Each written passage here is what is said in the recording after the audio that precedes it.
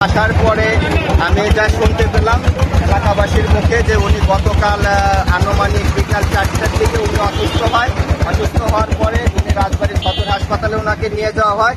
সদর হাসপাতাল থেকে ওনার অবস্থার অবনতি হওয়ার কারণে ওনাকে ফরিদপুরে রেফার করার পরে ফরিদপুর নিয়ে যায়।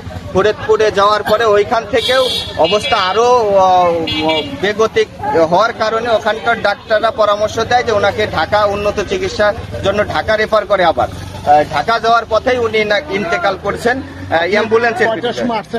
আমি আসছি হচ্ছে আপনার 11টার দিকে আসছি, প্রায় 1 ঘন্টা আগে। জি জি। এই 1 ঘন্টা আগে আসার পরে এই মহিলার স্বামীর সাথে কি আপনার কথা? না স্বামীর সাথে আমি এসেই জিজ্ঞেস করছি এর হাজবেন্ড কোথায়, কেউ আমাকে বলতে পারে না এবং কিছু লোক বলছে যে ও ফাঁকে চলে গেছে। আমি এর কারণ জানতে চাইছি, তারা আমাকে কারণ বলতে পারে না।